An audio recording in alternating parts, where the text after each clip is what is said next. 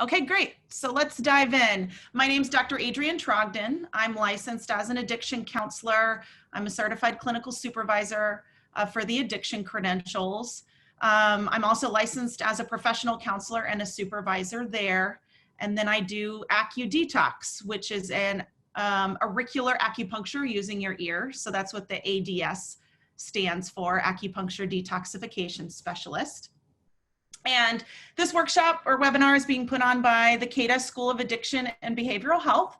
So we have a series of trainings that are offered in person and online through this webinar. There's podcasts, or you can attend in person in the Shreveport campus, or we also have offerings in New Orleans as well. So kind of both ends of the state. So just a couple of housekeeping things. I already talked about the mute button. If you want to have your video on, I'd love to see your smiling face. If not, no problem. The chat box we've talked about, you can ask questions there. I am video recording this workshop, so it may be available at later dates on a website, on the CADA school website, to be available for continuing education later on. You will get a continuing education hour for completing this webinar. At the end of this webinar, there is a workshop evaluation. You will be emailed the link to that workshop evaluation, and it will direct you to a place to fill out the workshop evaluation, put in some demographic information, and then you will be able to download your certificate. And I'll remind you of all those things later as well. Okay, so our agenda, our objectives today include talking about briefly ethical codes and what's out there, an ethical decision-making model, and then we're going to work through an ethical dilemma using the decision-making model. Okay, so just a very brief background on addiction counseling in general and some of the unique elements of addiction counselors. Very early on, thousands of years ago, well, maybe not, I don't know really exactly how long ago, but Egyptians and Native Americans had kind of a concept of professionals in their respective communities that specialized in helping others. And some of them had personal experience with addictions or other kind of mental health related types of things. And some of them were more like healthcare professionals that were caretakers and helped community members to work through whatever issues they had going on. And that's been going on for, you know, thousands of years. Not exactly sure when that started, but there's kind of always been this idea that, you know, people are caretakers of others and that we need to help each other as a community work through things. So that concept is not new. However, you know, this concept of an addiction counselor kind of came around out of a peer-led movement of people who've struggled with addiction, wanting to help other people deal with their addiction. So that's been around for quite some time as well. And we kind of had some professionalization of that concept back in the 40s, where started creating some standards around what does it mean to be an addiction counselor. Maybe you need to have some credentials, maybe you need to have some lived experience, things like that. Also, you know, the 12-step movement had come around by that time. So the 12-step movement provided some guidance and structure to, you know, giving people steps to move through, to work through their addiction processes. So you can all look up, Google, research more about all of those things if you'd like more information. But I just wanted to give a little bit of context for where we've gotten today. We've gotten to a more professionalized and standardized process for doing addiction counseling. And we have a variety of codes of ethics here that you may fall under. So if you're a counselor, a professional counselor, you may fall under the American Counseling Association's Code of Ethics. If you're regulated by the Addictive Disorder Regulatory Authority here in Louisiana, there's a code of ethics that goes with that. If you're a part of NADAC nationally, then they have a code of ethics as well. If you're a social worker, there's a code of ethics for social workers. And then SAMHSA has put out some literature, lots of literature actually, around competencies for substance abuse treatment supervisors as well as counselors. So, and have given some kind of best practice standards, not exactly codes of ethics, but again, professional literature that you can go to give guidance about what an addiction counselor is, what a supervisor is, various treatment modalities, working with certain populations, that kind of stuff. So depending on what you do and you know, what kinds of credentials you have, you could fall under several codes of ethics.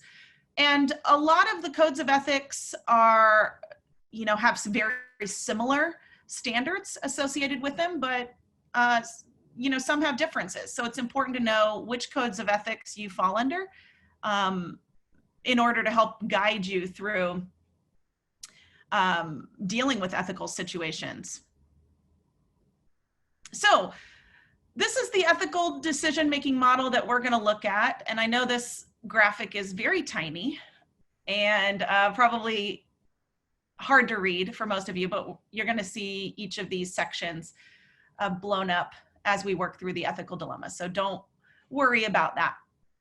But really, this is a decision-making model that's put out by the American Counseling Association. And there's lots of others out there.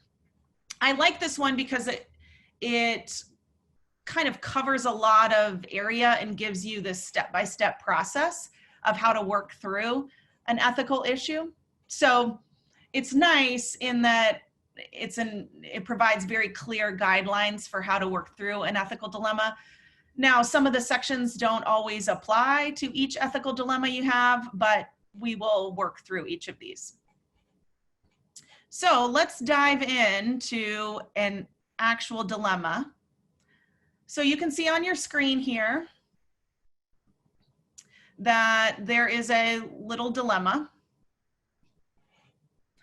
So you're a counselor that's in recovery. You're working at an outpatient substance use disorder treatment program. You attend a 12-step meeting one evening where a client who receives services from your treatment program shares that she's been struggling with sobriety and has relapsed several times in the past couple weeks. You know that she has denied substance use to the staff since the beginning of the treatment program and hasn't been honest with program staff about her recent relapses. What do you do with this information that she's been relapsing for the past couple of weeks? So this is our dilemma that we're going to work through. And this is the part where I'm going to want some input from you. So if you want to use the chat function or you have a comment and you want to unmute yourself, I would like this part to be interactive. So let's start with our decision-making model. So first, we have to identify the problem. So we have to outline the facts. What are the facts of the situation? And separate out any innuendos, assumptions, hypotheses, or suspicions. So just the facts. And then after we get all the facts straight, we want to ask ourselves, is this an ethical, legal, professional, or clinical problem? Or is it a combination? Because it certainly could be a combination of those things. And then if it's a legal issue, we want to talk to a lawyer in order to get some guidance about the laws around our issue. So now's the time for audience participation. Can somebody tell me what the facts are of our dilemma?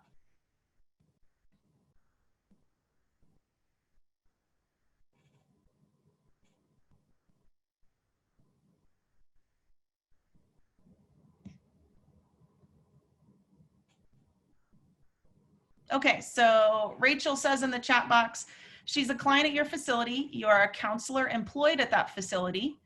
She has disclosed information about her substance abuse outside of the facility, but it's in your presence. Great. Anything else she missed there that would be a fact?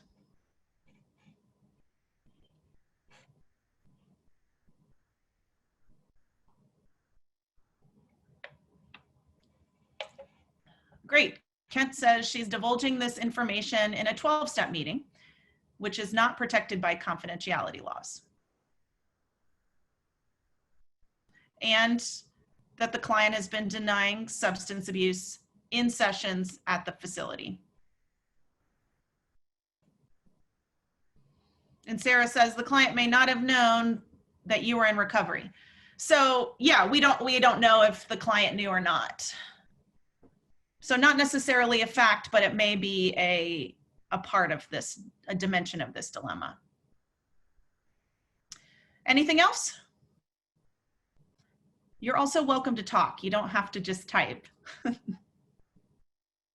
You just have to unmute yourself.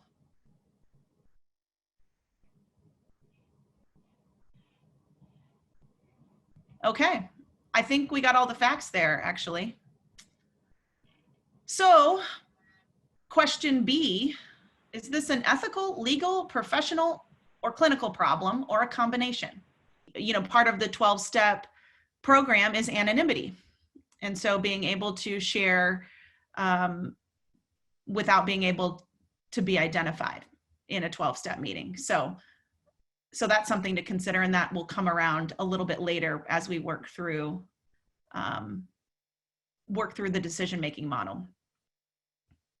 Okay, so Rachel says a combination of ethical, legal, and professional. All right, so Rachel or anybody else, what would be the issues that you're thinking of related to ethical, related to legal, related to professional?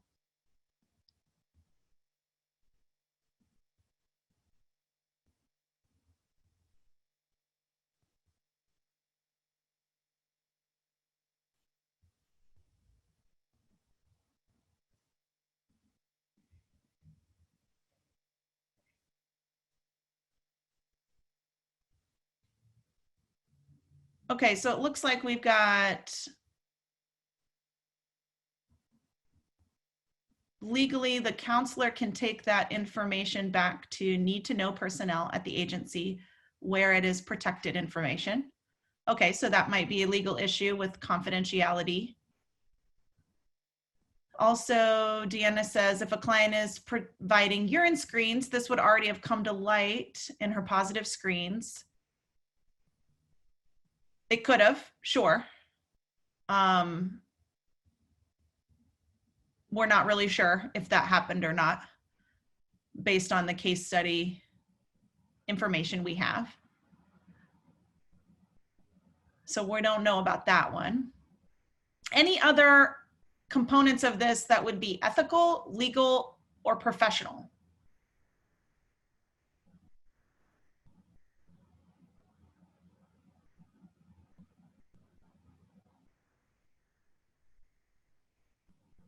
So ethically, you may cause more harm for the client if you tell and she stops attending a place where she's clearly more comfortable in sharing. So you're talking about the 12-step meeting that she was comfortable sharing there and she may stop attending. Perfect. What about professional issues?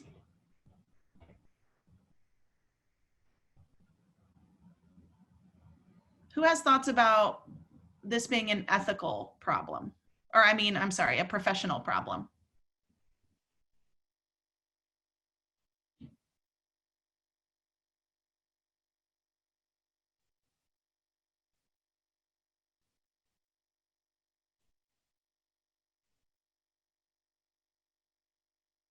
So, okay, a couple people are talking about professionally, the counselor may be editing her comments about her own recovery in a 12-step meeting. Professionally, I wouldn't want someone bringing my information out of a 12-step meeting if I were going to one. Okay.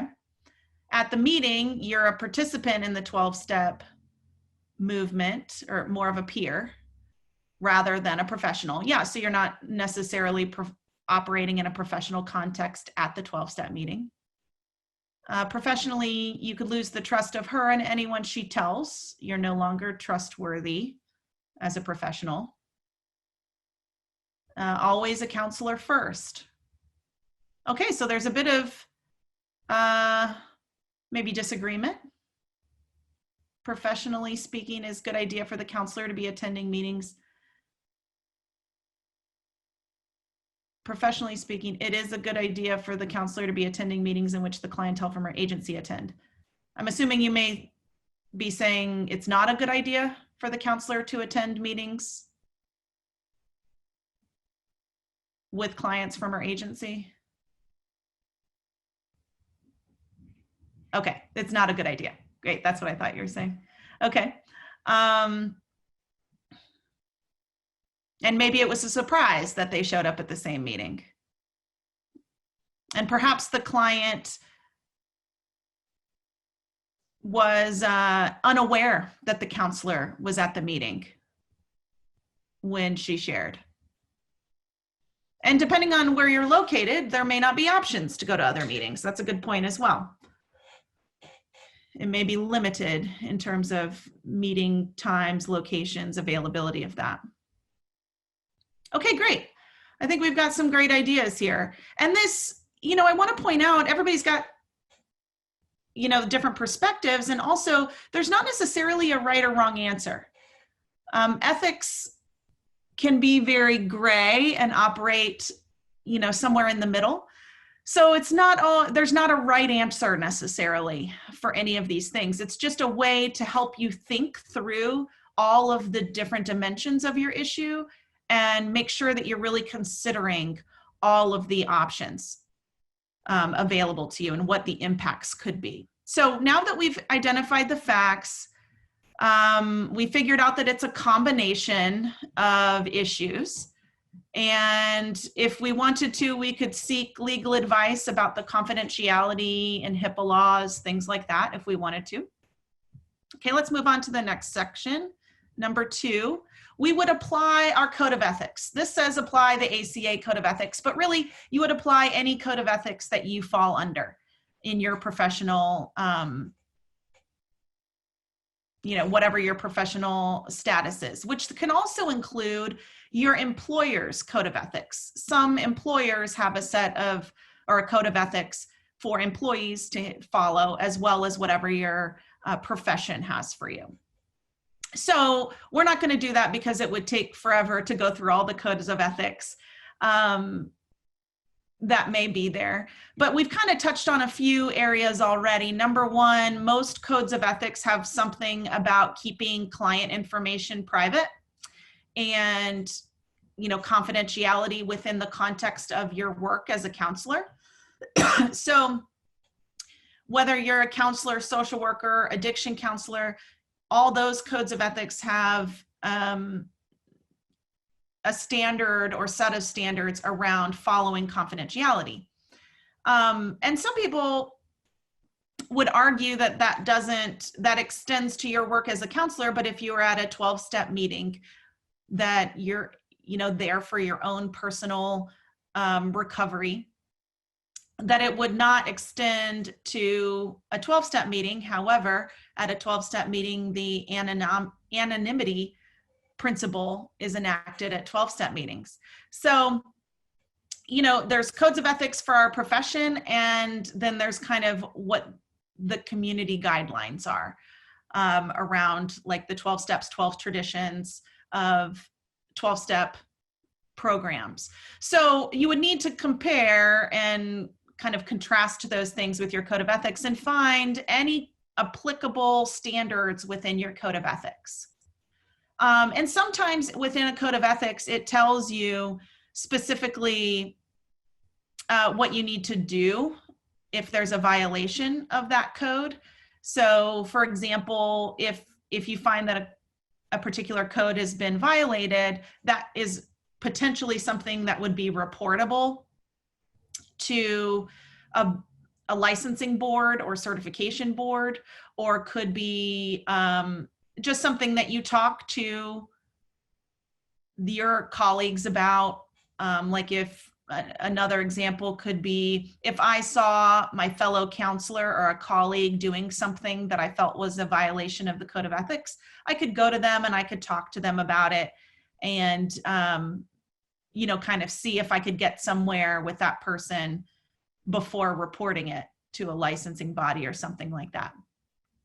But we're going to get to, you know, possible courses of action later. This step is really about looking through your code of ethics and seeing what would apply to this particular situation. Okay, so we're going to move on to number 3. Number 3 has a lot of pieces to it. So we want to determine the nature and the dimensions of the dilemma. So we've already talked about some of this, but we would want to look at these basic foundational principles, which are across the top: autonomy, non-malfeasance, beneficence, justice, and fidelity. So autonomy has to do with fostering the client's right or anyone's right to control the direction of your own life. So we are considering implications of each of these principles. So for this client, we've talked about autonomy around, you know, she decided to disclose in a place that she was comfortable at this 12-step meeting. Is there anything else related to autonomy that may be a part of this case?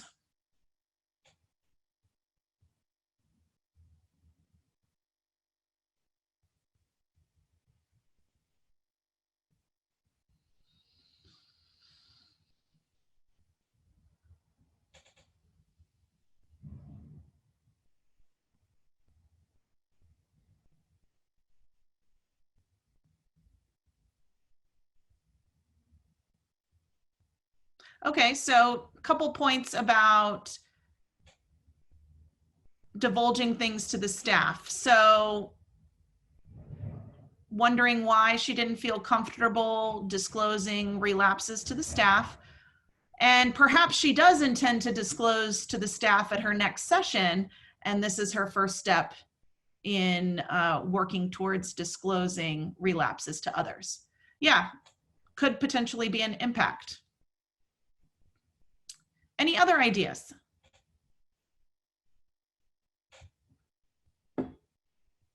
Okay. Moving on to non-malfeasance, avoiding actions that cause harm. So, you know, we never want to do harm to our clients.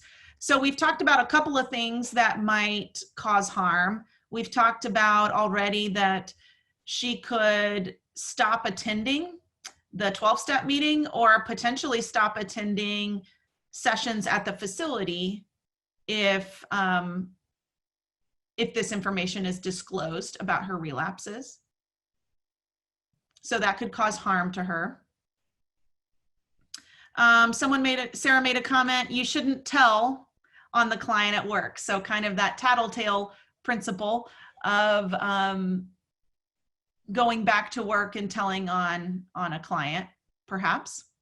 Yeah, that could certainly cause harm.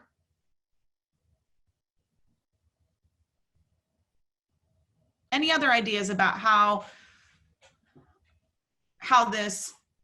we could cause harm to the client? I think those were the big things. Okay, let's go on to the next principle, beneficence. Oh, I'm sorry, let me go back.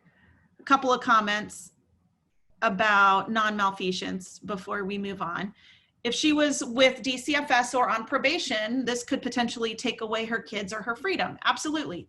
So it depends on why she was in treatment. If she has an open case with DCFS or she's on probation and they're expecting her to maintain abstinence or sobriety, and then she may not feel comfortable sharing her relapses with treatment staff, but also by sharing those relapses, it could take away her children or impact her ability to get her children back, or take away her freedom if she gets a probation violation. Absolutely.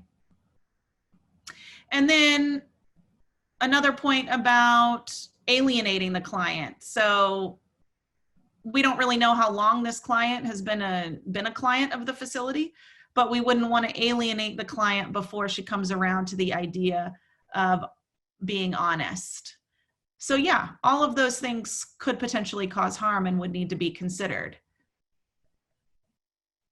Okay, so moving on to beneficence. So we not only do we want to avoid harm, but we also want to work towards the good of the individual and society by promoting mental health and well-being. So, so working for the good of the client and society, we've talked about a couple of things where, you know, we may, by telling on the client, it may shut her down, particularly if she was intending to come to her next session and disclose her relapses.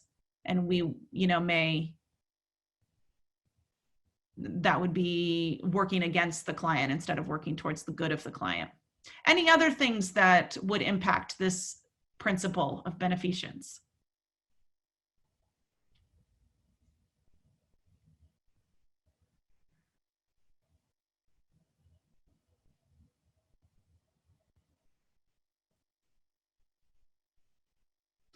This is a good point, Rachel. The outside meeting or the 12-step meeting would suffer as well because others that go to that meeting might be wary of sharing if they find out that you told.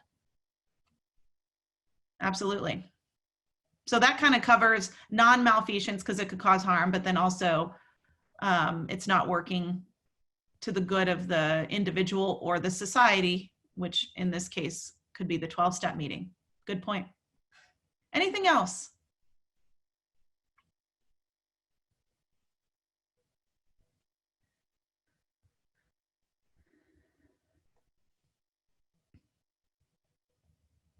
All right, let's move on to justice. So justice is about treating individuals equitably and fostering fairness and equality. So basically, not treating this client any different than how we would treat other clients. So what might, how might this case impact the justice principle?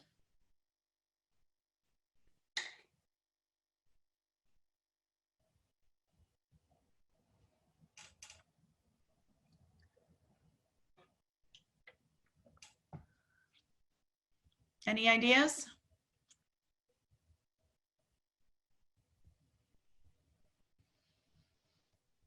So I'm kind of thinking about, you know, sometimes when I've been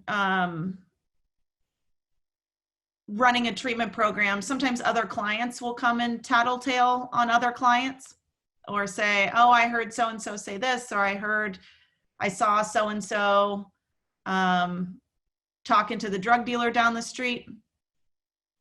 And a lot of times, you know, those are taken with a grain of salt and not necessarily held against the client they're tattletaling on. You know, I might have a conversation with that client and say, hey, you know, where are you hanging out these days, or what might be going on with you, to see if, you know, see if they are struggling and maybe need some intervention, but wouldn't necessarily cause trouble for that client in question just because someone else tattletaled, so to speak. So, you know, it's kind of taken as hearsay. So why would you do that for this, even though you might have seen and heard something at a 12-step meeting? You know, it's kind of like that fairness of things that happen outside the facility. How are they handled within the facility? You don't have all the facts. Avoid jumping to conclusions. And if you wouldn't share everyone's information, then why would you share a single person's information? So yeah, that's good points. And would you respond the same regardless of who the client is? So are you feeling this way just because it's this one client, or would you respond this way no matter who the client was? Good points. So want to work towards fairness in that principle. And then the last one of the foundational principles is fidelity. So honoring commitments, keeping promises, including fulfilling one's responsibilities of trust in professional relationships. So how could this case be impacting the fidelity principle?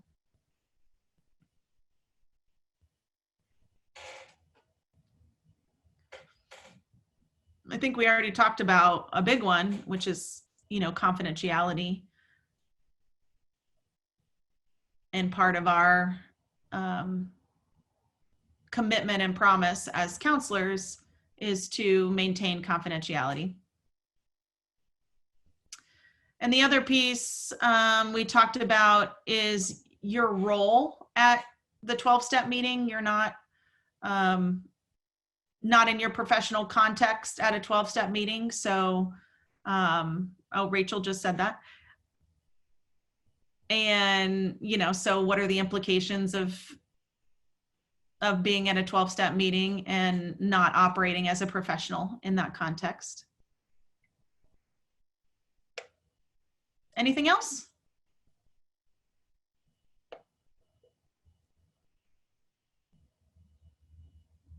And then, oh, okay, Kent said, we never don't have a license. So we're kind of always governed by our licensing board. And yeah, that's an interesting thing to think about, that, no matter where you go, no matter what you do, you're a licensed professional, and there may be things that go along with that. So great ideas to think about. So through this process, we are just thinking about all of the complexities of this case and what all could be impacted. So now that we've gone through the foundational principles, the next step would be reviewing the relevant professional literature. So we've gone through the code of ethics. Now we can look beyond to other professional literature. So are there journal articles, books written by other professionals out there that could apply to this case? So we're not going to do that now, but we would want to take a look at what are other people saying about this type of an issue. And then the next arrow over is to consult with other professionals. So you'd want to consult with other professionals that fall under your professional identity. So if you're licensed by the social work board, you would probably want to consult with other social workers because they're governed by the same board, by the same code of ethics as you are. Same thing for if you're a professional counselor or you're an addiction counselor, whatever professional board you would fall under, you would want to consult with other professionals that would fall under that same code of ethics, under the same jurisdiction of that board.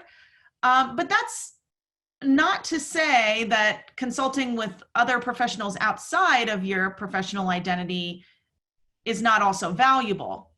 It's just they may not fall under the same code of ethics as you do, so their perspective may be a little different, but could also provide valuable kind of perspective and consultation that you hadn't thought of before, which is important as well. So my suggestion would be is definitely consult with other professionals that are under your same jurisdiction in terms of the board that you fall under and the code of ethics that you fall under. And then secondarily, you might consult with other professionals that are not necessarily in your specific profession, but may provide an insight or a perspective that you hadn't thought of before. And then lastly on this slide, consulting state and national professional associations. So we have things like the Louisiana Counseling Association, we have the LASACT Association, we have the social work chapter that are local to the state of Louisiana, and then they have their affiliate national or international arms that we can consult with, or any myriad of other specialties. There's associations for lots of different kinds of specialties out there. So depending on the nature and complexities of the dilemma you're looking at, you may consult some of those associations. And some associations also have an ethical dilemma hotline. So if you're a member of the American Counseling Association, for example, they have a hotline that you can call and speak to somebody about your particular ethical dilemma, and that person can help you sort out the various codes of ethics standards that may be impacted. So some other associations have that as well, which if you're a member of, you would get that benefit. Yeah, Sarah mentioned talking to someone at your facility to see if they've had a similar situation. So you can certainly consult with people without telling them, you know, identifying information. So you could give them the basics of, hey, I was at a 12-step meeting, you know, for myself, and I happened to see a client there of the facility I work at who disclosed relapses that pretty sure the facility staff aren't aware of. You know, you don't have to tell who the client was or any other identifying information, but just consult on the basics of the situation.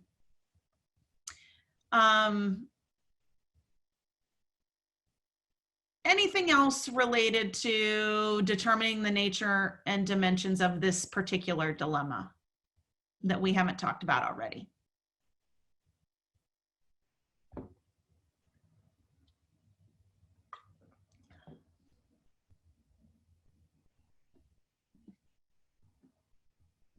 Okay. Then we're going to go on. Oh, good point, Rachel. See if there are prior legal cases of a similar nature. Yeah, you can certainly look at, you know, legal cases surrounding confidentiality, perhaps, that might apply. Privacy type issues, addiction counseling issues,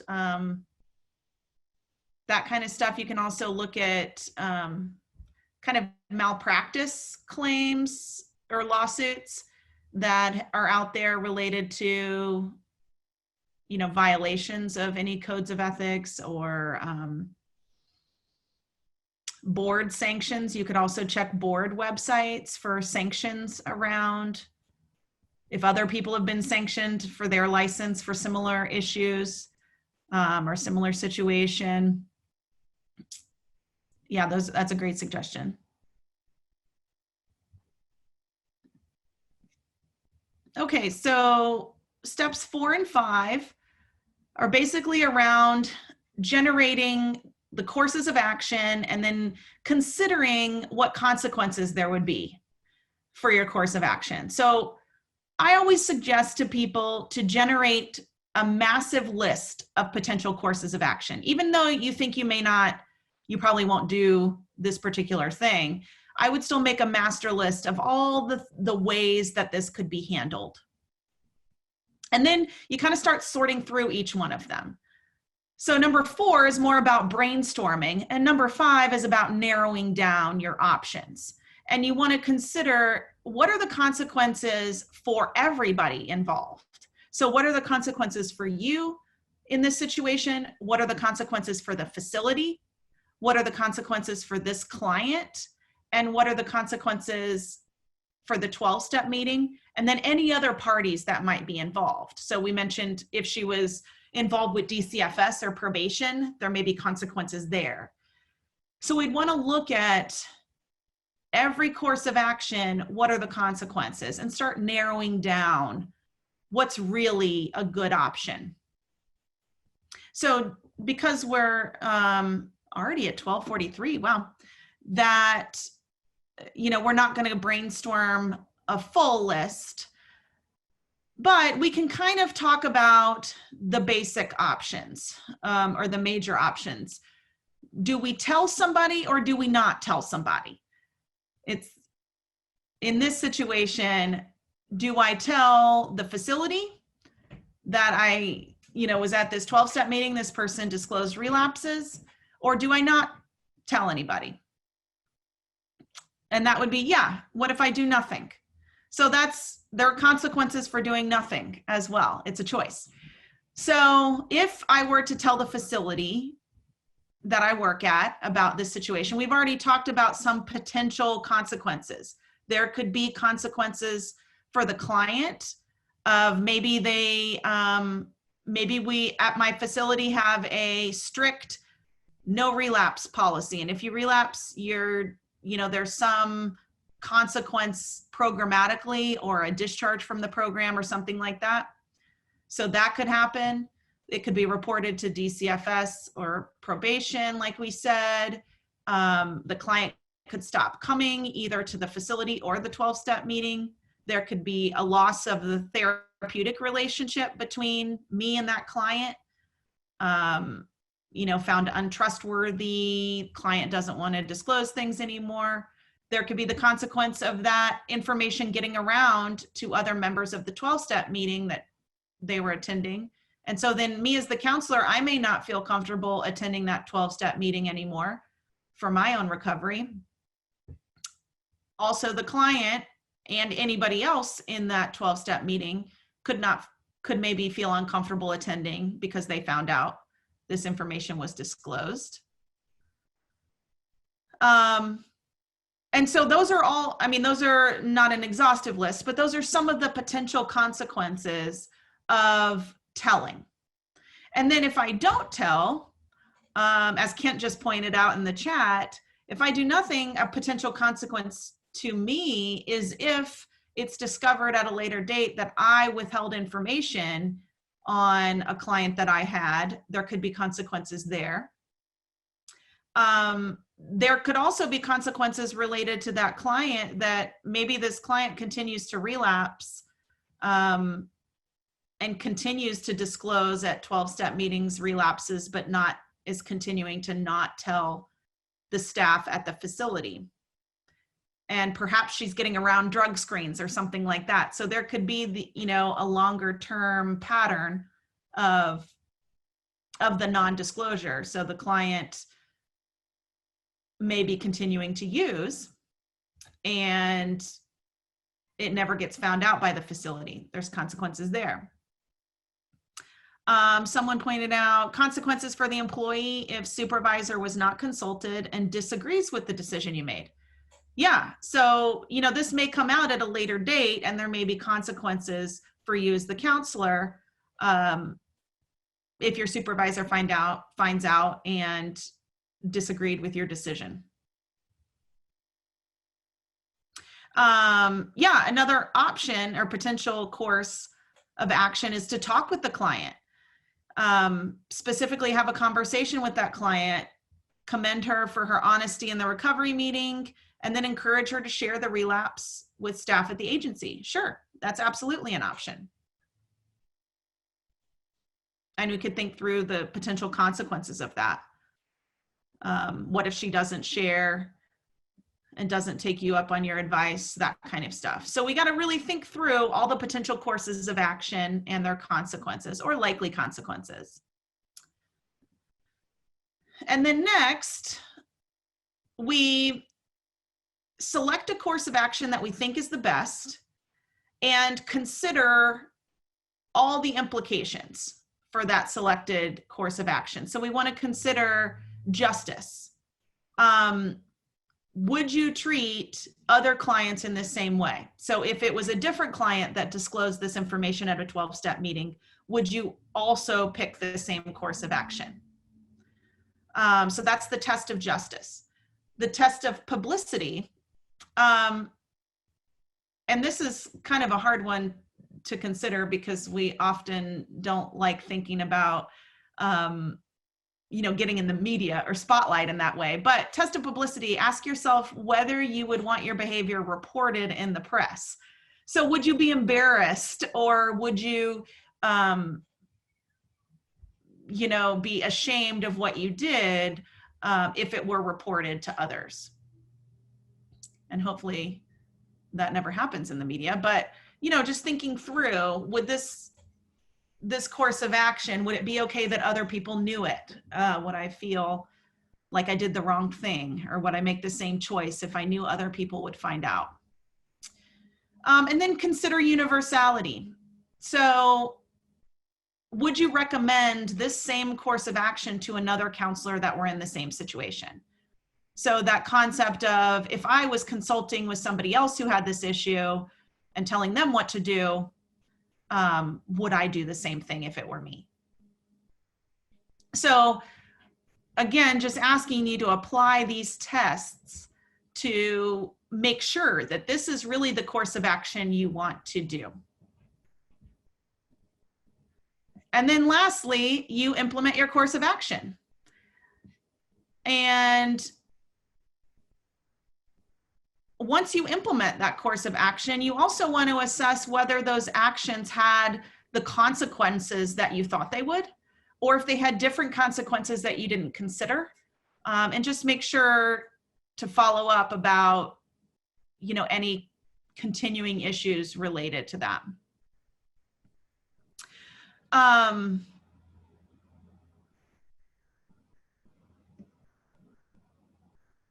Okay, so we've gotten through the aspects of the ethical dilemma and used this particular case. So let's talk about kind of common ethical dilemmas that are normal to face in our work as counselors. So we often come across confidentiality related issues, which can show up in a variety of ways, from, when we're typing on our computer screen and someone else walks into the room, how to handle that, to, some information got disclosed when it shouldn't have in any number of ways. This situation we talked about, where we see a client out in the community, and we see them doing something that they've denied when they've been in sessions with us, or, is just additional information about the client that we didn't have during sessions. A common thing for clients to do is bring you a present, or want to bring, at Christmas time or at holiday times, or if you're leaving the agency, maybe kind of a going away type of thing, but how you handle gifts. And depending on what code of ethics you fall under, there's sometimes guidelines there about what kinds of gifts you can accept, or if you just can't accept gifts at all, there may be some guidelines for you there. We've talked about seeing clients outside the office in the context of a 12-step meeting, but also, like, if you just see them at the grocery store, if you are taking you're out with your family or friends and you see a client out wherever you are, at a restaurant or party, whatever you might be doing. There can be implications for that. Engaging in dual relationships with clients. So this is more of a boundary related issue, but you could engage, for example, if you had a mutual friend that maybe you didn't really know that well, maybe it was a friend of a friend, and then they wanted to come to your treatment program. It's a dual relationship, and you got to decide whether it's harmful or not. So working through an ethical decision-making model like the one we did could help you figure out, is this going to be harmful for the client, or could this be helpful to the client? And what are the impacts for the client and you as the counselor if you do it or don't do it? So a lot of times in small towns or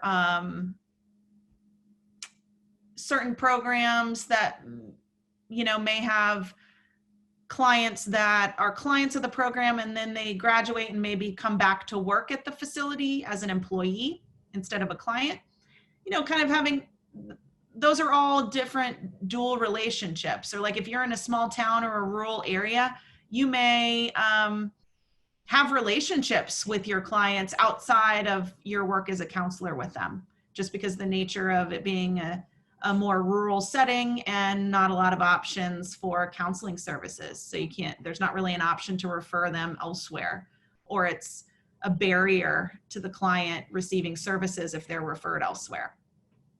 So lots of dual relationship issues come up for counselors in general, and it's just a matter of evaluating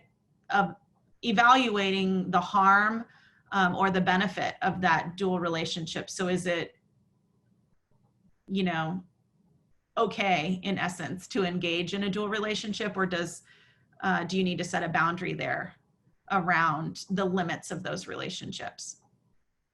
We can also kind of over-identify with clients, which would be countertransference, and that can become an ethical dilemma if we're not mindful of that countertransference, because it can really harm the relationship with the client, but also it could not necessarily harm the relationship, but not be the best treatment for them or best counselor for them, because you're not able to be as objective with them. Handling impaired counselors, or what happens when you find out that your colleague is impaired or coming to work impaired, working with clients, and how to handle that. Any unethical behavior that you witness from some other counselor or healthcare professional.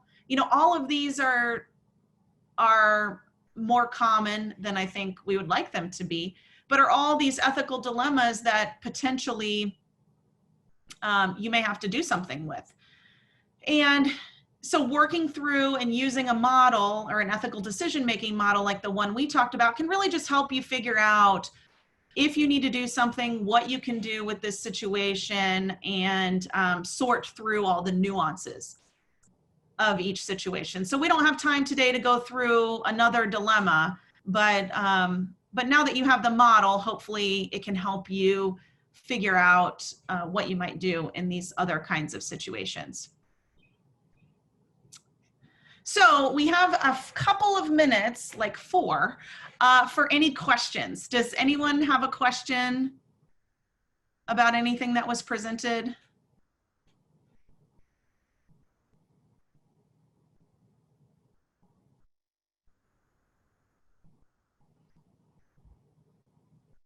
Okay, I'm not seeing anything in the chat and I'm not hearing anybody. So just a couple of reminders again, that you'll receive an email after this webinar that will have a link in it where you can fill out the workshop evaluation. And then once you fill out the workshop evaluation, it'll direct you to put in some demographic information like your name, your credentials, stuff like that. And then you'll be able to, and it'll plug that into their certificate and you can download your certificate. So be on the lookout for that email. And if you do not receive it, check your spam folder or your junk folder because it may have gone there. Okay, great. Thank you all so much for attending and for participating. I really appreciate it. And we'll see you in a future webinar, hopefully. Have a wonderful day.